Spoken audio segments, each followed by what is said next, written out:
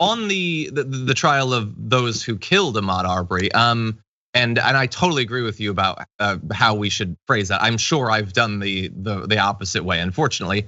What have you thought so far about what you've seen?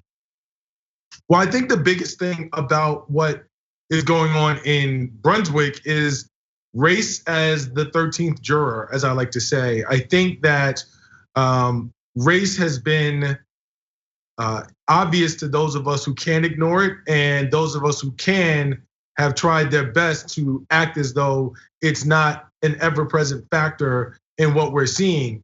For example, it took forever, like literally over a week, for them to get a jury in this case. Why? Because they wanted to have Black people who are represented in the case, but they didn't want the Black people who were represented to have authentically Black experiences, meaning that they didn't want them to be tainted by racial discrimination or bigotry or any of the things that, quite frankly, have become to be a part of the DNA of what it is to be American and live in the South. And so I thought that was a very interesting sort of narrative to examine about what it was that you were using to preclude jurors in terms of their own experiences with discrimination, but then also sort of not being willing to acknowledge, unfortunately, for better or for worse, and really just for worse, that's a significant part of what it is to experience Blackness in America. And so you can't really separate the two. And so I found that to be very, very interesting.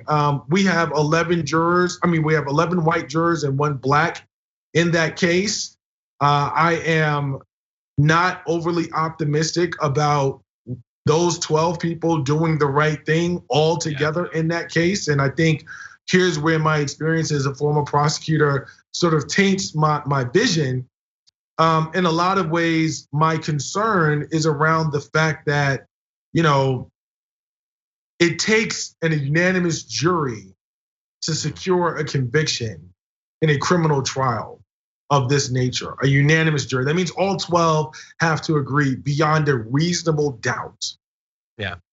Given the challenges that we have already seen around the jury pool, I'm not necessarily convinced that Brunswick, Georgia has 12 people that at the same time will come to that space at that time around these facts. And so I am significantly concerned about the notion of a mistrial or a hung jury. I won't say a mistrial. I don't necessarily know that that will be an issue, but certainly a hung jury is something that I think we could see. It would be very, very, I'm using this word, usually pleasing for me from a judicial standpoint to see a verdict, to see a guilty verdict, and to allow that to take shape and form. But I don't know that we're guaranteed that by any stretch of the imagination. And so I am watching this trial very, very intently because the racial dynamics of the group that are hearing the facts and determining the facts in this case have me extremely concerned.